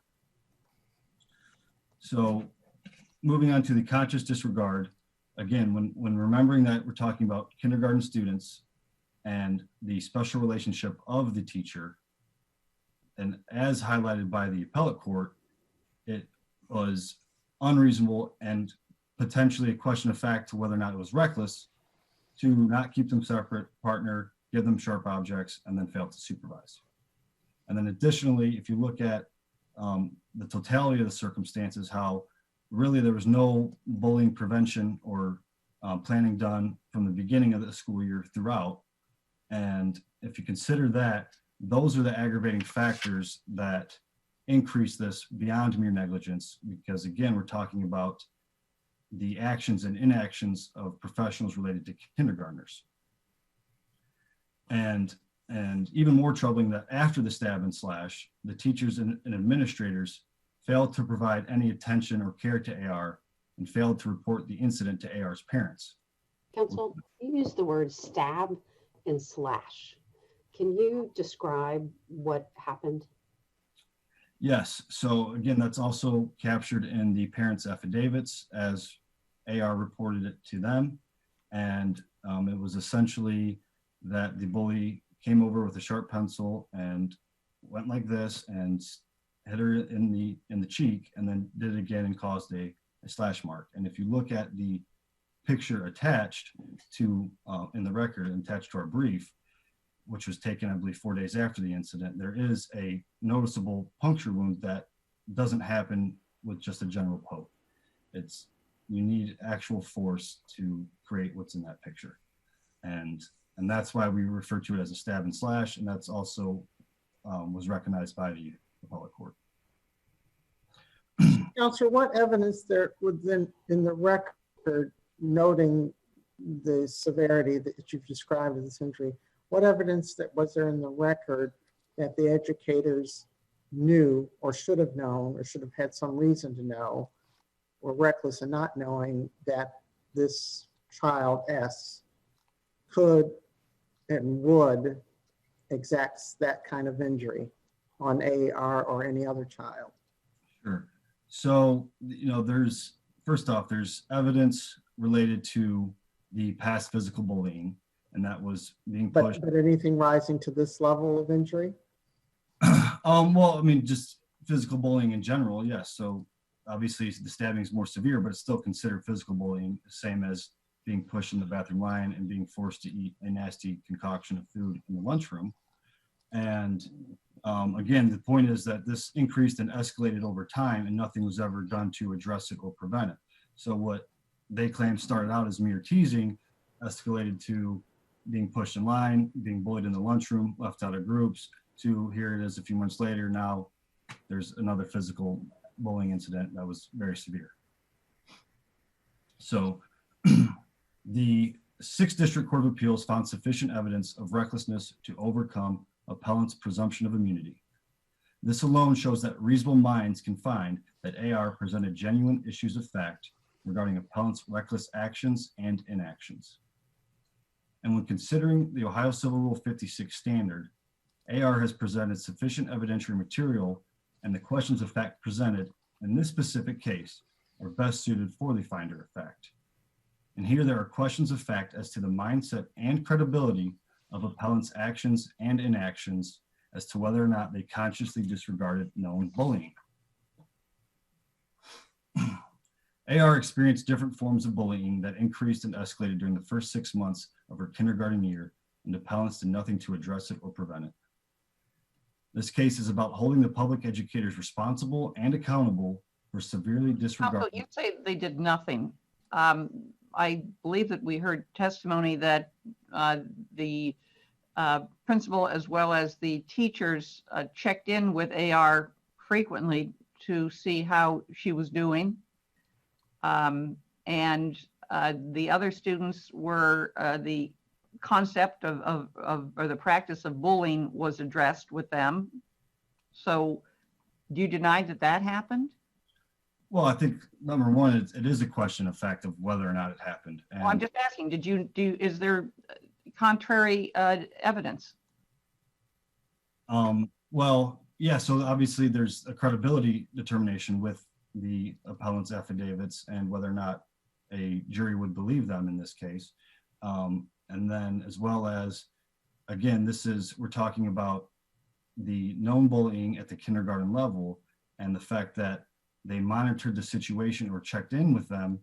Well, one, whether or not that happened, it's clear that they never witnessed any bullying. So that's potential evidence to infer that they did not check in with them, as well as if you notice, they only did their generic wellness checks in passing with AR while in the lunchroom or the hallway. They never sat her down alone and talked to her and questioned her and checked on her progress.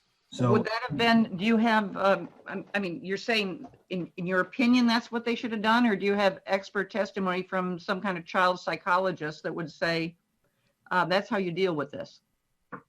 no, so it's not in my opinion, but it's just a reasonable mind could find that this was minimal at best, and the evidence presented should, especially with AR's own testimony when she was surrounded by her peers, should only be taken at face value, and there should be more weight given to what AR told her parents while alone in a secure private setting. Thank you. You. Your time is up. Thank you. Ms. Dawson, you have a minute remaining. Thank you, Your Honor. This court has held that the manifest statutory purpose of Revised Code Chapter 2744 is the preservation of the fiscal integrity of political subdivisions. If the appellate court's decision denying summary judgment in this case is allowed to stand, school districts across the state employing even the most conscientious educators carrying out their duties with watchful diligence and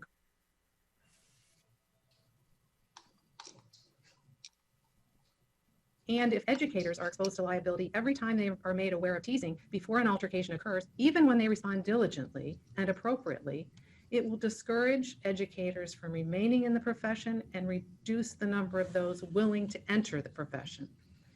A decision that the facts before this court create a genuine issue of material fact as to whether the educators perversely disregarded a known risk or knew their conduct in all probability would result in AR being injured would have grave consequences, and it would eviscerate Ohio's statutory immunity.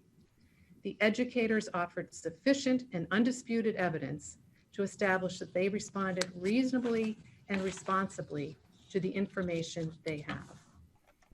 Thank you. Thank you, counsel. We will take the matter under advisement and you'll be notified of our decision. Thank you.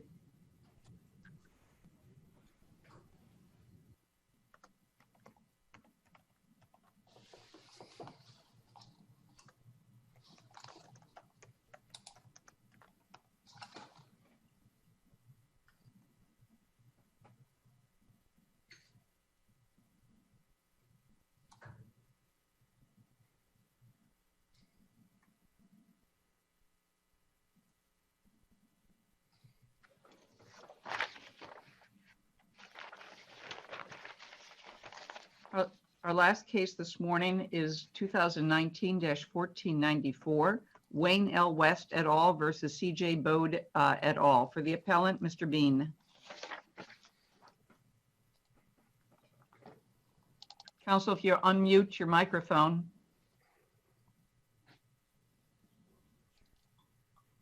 May it please the court, Chief Justice O'Connor, Justices of the Supreme Court of Ohio. If I may, I'd like to reserve 5 minutes for rebuttal. And this case arises out of a case in Monroe County, Ohio, in which there was a complaint with one claim for relief, and that was under the Markable Title Act, and it was filed in 2017.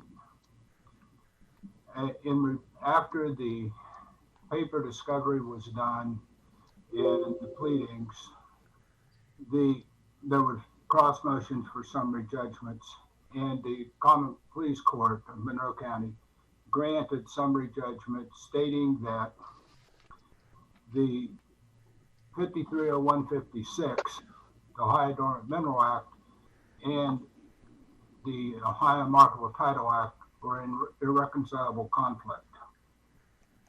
That was then appealed to the Court of Appeals, which reversed that decision and remanded it back for further application of the Markable Title Act.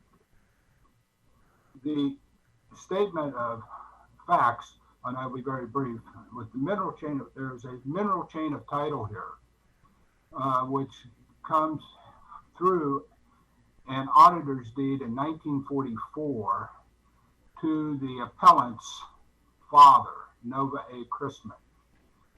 and that granted 1/2 of the royalty in place to John L. Chrisman, Catherine Hasselberger, and Charlotte McCoy. There are title transactions resulting from that, and there was a 1977 notice of preservation, and there were certificates of transfer in Mr. Chrisman's estate put on in 2017. Therefore, however, the issue that we're here on this morning is the issue of the conflict between the Ohio Dormant Mineral Act and the Ohio Markable Title Act. And it is the position of the appellants and the amicus briefs filed on our behalf by Ascent Resources and Gulfport that those two statutes are irreconcilably in conflict. And the reason being that the standards in the two statutes are different. If you take the standard for the Marketable Title Act, it extinguishes the interest if there is no title transaction within 40 years in a person's chain of title. However, the standard for the ODMA, which is part of the Ohio Markable Title Act, is different. And so you could have different results on the same facts. In my opinion, that's an irreconcilable conflict. For instance, in the Ohio Dormant Mineral Act, their savings events are different. The production of minerals will keep the production of minerals, gas storage, permits for mineral production, or the existence of a separate tax identification number. These are all savings events under the ODMA. And also by the filing of different preservation notices, it allows the purpose behind these statutes to be, and that is that you look at one chain of title and you can find out if, in fact, who the owner of the oil and gas is. Germane, can you direct us to any language in the Dormant Mineral Act that would explicitly say this is intended to be the exclusive set of remedies? I think that Your Honor, I think that the language is that I can't direct you to its exclusive remedy language. However, the thing is, this part of the statute evolved from this court's holding, Justice French, in Hefner versus Bradford in 1983. And what that did, it recognized that there could be two chains of title, and that any title transactions in that independent mineral chain of title, and that was an oil and gas case, would defeat a Markable Title Act claim. So this statute, I believe, was put in place in 1989 to allow a person to look at this and say that it would simplify and facilitate land title transactions, especially to mineral estates. Because if not, you would have to do a patent to present day. But that also was addressed in the Bradford case, in which the court said the period of search is something for the legislature. But to answer your question precisely, I can't really say that I can say where this statute supersedes the other, except it was later in time. And therefore, it appeared that it was needed to do that. Also, you know, there's as stated in Assent and Gulfport's amicus briefs here, there's almost 500,000 acres of oil and gas, and they could be producing these wells and those leases and get hit with the Markable Title Act. This hinders the stated purpose that in Ohio that we are to develop our mineral estates safely and promote that. And by adding assurances and stability to these type of transactions, you're promoting the development of the natural resources in Ohio, and especially in Eastern Ohio, that has, from the whole time I've been practicing, and 100 years before that even, is dependent upon minerals. And we've done mineral searches from coal now through the oil and gas boom because of the shale thing. And therefore, looking at the statute, and this court has cited it many times, in 151, if there's two statutes and one specific and one is general, the specific one will control unless the general was later in time, and etc. Here, with those type of situations where you could get different results on the same set of facts, you're not promoting the policies of Ohio's by causing mineral owners to have to go out and take what's called top leases just to be sure that they're not going to be hit with a claim. And therefore I believe that the facts of this case clearly show that there is an irreconcilable conflict between the statutes. And I'll reserve the rest of my time. Thank you. Mr. Regal. Chief Justice O'Connor, may it please the court. My name is Ryan Regal, and I'm here on behalf of the appellee surface owners Wayne and Rusty West. Justice French, to piggyback off the question you had asked opposing counsel, I would answer no, there's nothing in the text anywhere between the MTA or DMA that says that the DMA is the exclusive remedy. I would go so far as to say not only does the text not support any position that the DMA is the exclusive remedy, I would say in addition to that, the legislative history supporting both the MTA and when the DMA was added to the MTA, as well as all of the case law that has arisen from and since the MTA was enacted back in 1961. Essentially, the sole issue before this court is to determine whether revised code 5301.56, which is also known as the DMA, supersedes and replaces the MTA. Essentially, appellant's argument is that they would ask this court to completely ignore the MTA as it relates to mineral interests. And again, like as I said, I think the text of the statute and the legislative history completely deem that argument meritless. Broadly speaking, these two statutes really, I think it's important that we both look at these statutes as what a severed mineral interest owner is to do to preserve interest under these statutes, not what a surface owner must do to get rid of these interests.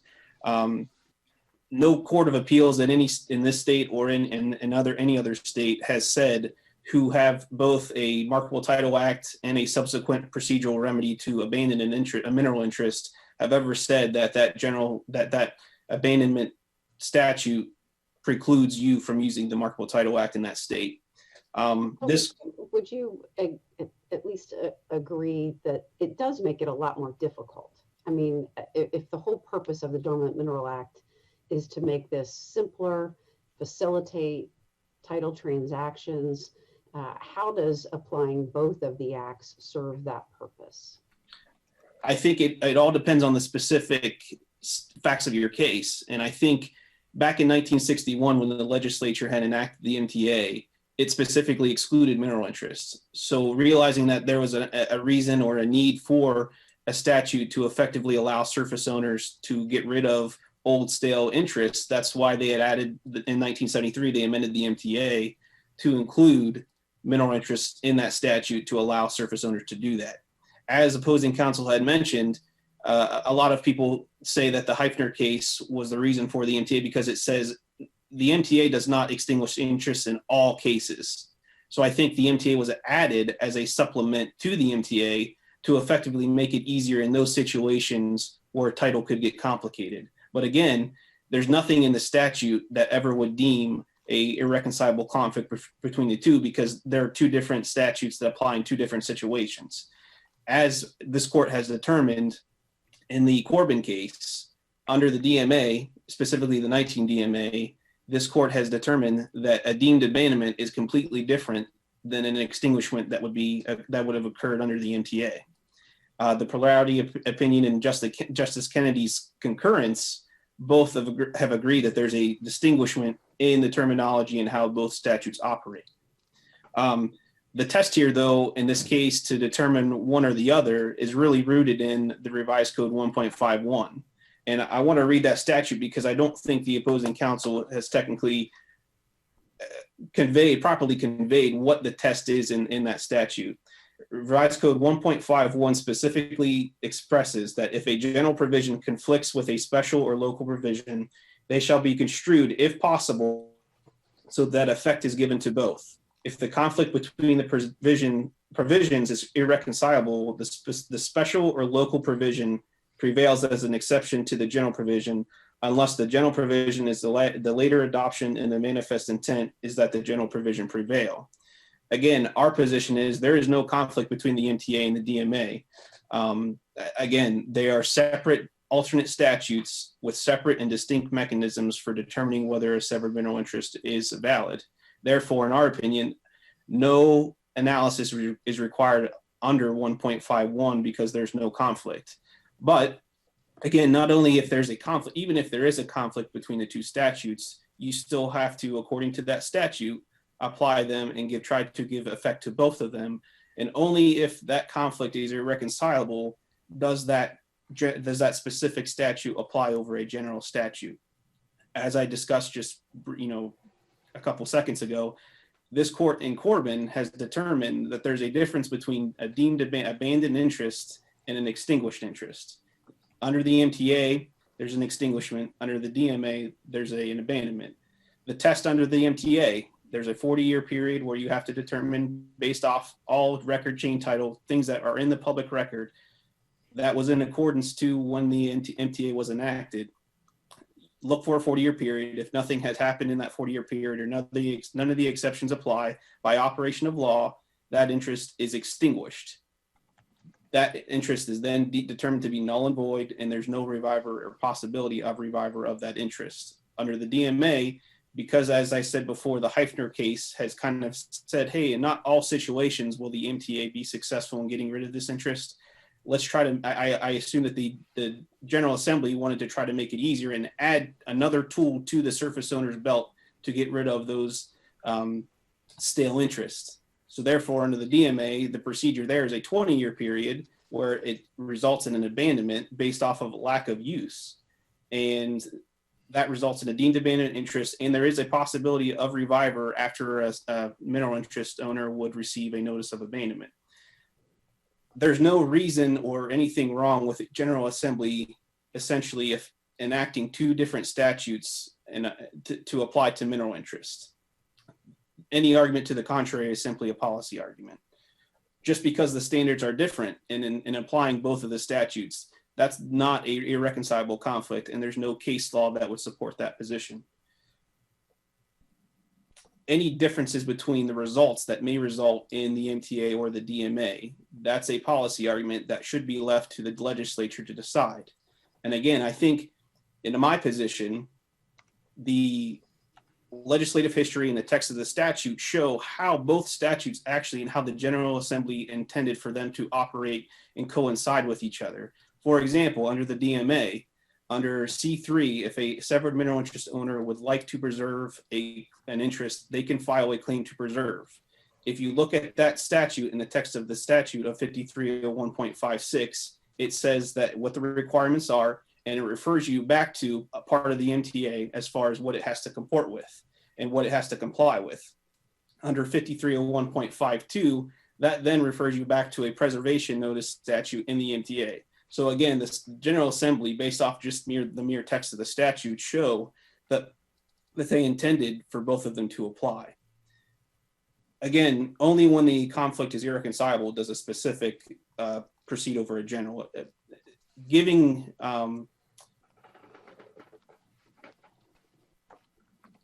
the fact that they provide for different procedures for the existence of a different statutory right or remedy, again, does not mean it irreconcilably conflicts with the DMA. Again, the different results don't show that they are in conflict. It just shows that they're different. Each applies to a particular situation, independent of the other. In the briefs of both the appellants and the amicus in support of the appellants, there is no attempt by either of those parties to reconcile the two statutes, which again is required by the plain words used in Revised Code 1.51. Again, in speaking with how the MTA applies and how it operates, the MTA automatically obviously extinguishes severed mineral interest by operation of law and does not, as appellants have argued in their brief, extinguish things outside the chain of title. In being able to utilize the MTA, the chain of title and the public records are specifically used, number one, to determine the chain, number two, to determine a root of title deed, and to determine if there's any certain references or exceptions that would prevent one from using the Markable Title Act. It did not frustrate the purpose. The MTA does not frustrate its own purpose. Essentially, in 1961, the purpose of the MTA was to simplify and facilitate land title transactions. If the argument is that the MTA itself, by applying to mineral interests, frustrates that purpose in 1961, and at least no later than 1973, when it specifically applied to mineral interests, it would have been inherently flawed. So there's no merit to the argument that the MTA in and of itself frustrates its purpose and prevents that from being able to be applied. And it's ironic that when the appellants discuss in briefs that things happen under the MTA that would occur outside the chain of title, again, why I would oppose that, it's the DMA that actually operates on things that are outside the chain of title. For example, if you look at the 5301.56B3B, it talks about actual production. That's not something that would appear in the chain of title. If you talk about underground gas storage, that's not something that appears outside the chain of title. Those things, it's in other words, what my argument is that the MTA is solely based on the chain of title and the records present in the recorder's office or in the public records, not that the DMA is actually different. So in Corbin, when they discussed the difference, and this court discussed the difference, and there was the difference in terminology and meaning, I think that it would have been true that if the DMA was self-executing, it would have operated outside the chain of title. The MTA is completely different in that that's all it's solely based and relied upon. Again, this court just recently applied Blackstone, applied the MTA to a severed mineral interest. Now, that was a severed royalty interest, but again, it specifically applied. And in doing so, in its purview, in this court's purview, there was in the lower court an account for the DMA and account for the MTA. So again, this court specifically has established that the MTA was still applicable in that situation. So essentially what the appellant's position is that that case should never have happened because the MTA doesn't apply. I just want to touch base also on a few arguments that were raised in the appellant's brief that aren't necessarily applicable here. They raised the due process argument, which I believe is well briefed in our positions, in our briefs, and the amicus that were filed on our behalf. But the AG, the Ohio Attorney General, was never added to a party, and that issue was never raised at the lower level. So I think essentially that has been waived. And I want to kind of get into how the MTA in this case particularly applies and why it's our position that the MTA has extinguished the severed royal interest that happened. So to go back to that, I would like to just briefly talk about the specific facts of the case. So my clients acquired the property in 1996, but in 1902, there was a severed interest of a 1/2 oil and gas royalty. There were some minor conveyances that got eventually to 3 different individuals. By doing the title work and finding out and determining what the rooted title deed for my client's property, it was determined that there was a 1959 certificate of transfer. So by identifying that as a rooted title deed, you're identifying the 40-year period to have markable title. That would have left you with a 1959 to 1999 time period to look forward to and determine whether anything happened within that time period that would prevent you from extinguishing the interest under the MTA. Appellants argue that there is a claim that was filed in 1977. However, that was outside the chain of title. The appellants coincide and argue that it's like the Heifner case, where there was something outside the chain of title and the oil and gas chain of title was also separate. That's true in this case. However, the difference in this situation that there was in Heifner, there was a direct connection between when that reservation was initially made to the parties who had filed that claim to prevent within that 40-year period. In this case, we don't have that same thing. We don't have that same situation. In fact, we have the initial reservation in 1902 with some conveyances in between, and then there's a break in the chain of title of the oil and gas chain of title. And as a result of that, that is why no one, even in looking in the chain of title of the surface or in the oil and gas, would it have been discovered that the auditor's deed had existed or that the claim to preserve would have been filed. So again, just to recap, I think this court has already issued the Blackstone opinion, which is good law and should apply in this case, that the MTA is still an applicable procedure. The analysis under Revised Code 1.51 is, and it's our position there's no conflict because they're 2 different statutes that get you 2 different results. Even if there is a conflict, no such conflict is irreconcilable, as the 7th District has shown that they can be reconciled. So it's our position that even under the Revised Code 1.51, the test fails. And again, Heifner is similar to this case in which they applied, but when the legislature enacted the 1989 DMA, they weren't just doing that to make that the sole remedy, because there's nothing in the statute that says that. They were doing that to add an additional tool that surface owners could utilize to help surface owners get rid of stale, old, unused interest. And I see that I'm nearing the end of my time, and I would just like to thank the court for the consideration. Thank you. Thank you. Mr. Bean.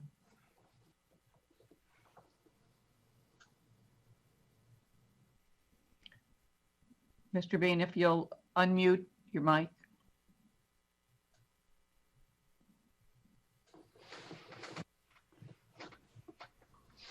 Starting with the last argument is by appellees.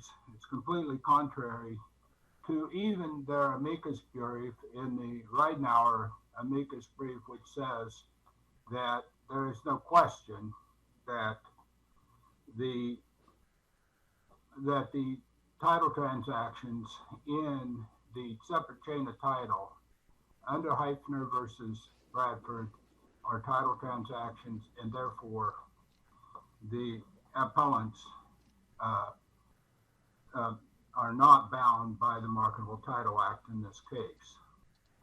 That's their briefs, and he said that over and over again. And that's true. If you look, there was a 1977 preservation notice that complied with the law in 1977, and there were certificates of transfer from Mr. Christman's estate to his children's estate in 2007. So that argument is taken care of not only by our briefs and the briefs, but also by actually the amicus brief of Ridenour in favor of the appellates. But also, what a conflict, the conflict here is that you have a specific statute aimed at only oil and gas. And that specific statute tells you what you have to do in order to have that ownership transferred. Not a defect in title, nothing. An ownership transfer has to be done pursuant to the provisions in 5301.56. Those provisions are there. It goes not only on the standards, but if you look at these standards and the notices that go out, you can actually preserve your interest in your ownership interest because you own the mineral. It's a separate chain of title under Hyphen. You can preserve that interest by putting on a notice of preservation within 60 days of notice to you of the notice of abandonment. And it's specific to oil and gas. That's why they're an irreconcilable conflict. Whenever you can have those standards and they come out with a different result, that is an irreconcilable conflict. Also, you're talking about staying within the chain of title. The chain of title that the appellees like to talk about is the chain of title to the surface. Whenever you have multiple estates, i.e. mineral and surface, you have more than one chain of title. And what the ODMA does, it facilitates the production of oil and gas by saying if there is going to be an abandonment or an extinguishment of the oil and gas, it has to be done through 5301.56. And these notices that go out to the landowner. They go out and they're in the landowner's chain of title. Otherwise, it's like the case at Bar. There's no notices in there. And because there's the separate chain of title. We've dealt with that and for many, many years in Ohio with coal, because coal has a separate chain of title. And after Hefner, so does oil and gas. So they are in irreconcilable conflict. And the legislature, by coming on and putting on the ODMA in 89, and then in 2006, amending it with the notice provisions, recognized that and recognized the chain of title. And I think clearly by implication, they recognized that the High Markable Title Act was not the proper remedy to end mineral estates and to cloud titles in Ohio. Thank you. Thank you. Thank you, gentlemen. We will take the matter under advisement and you'll be notified of our decision. Marshall, will you adjourn court, please? Hear ye, hear ye, hear ye. This open session of the Honorable Supreme Court of Ohio now stands adjourned.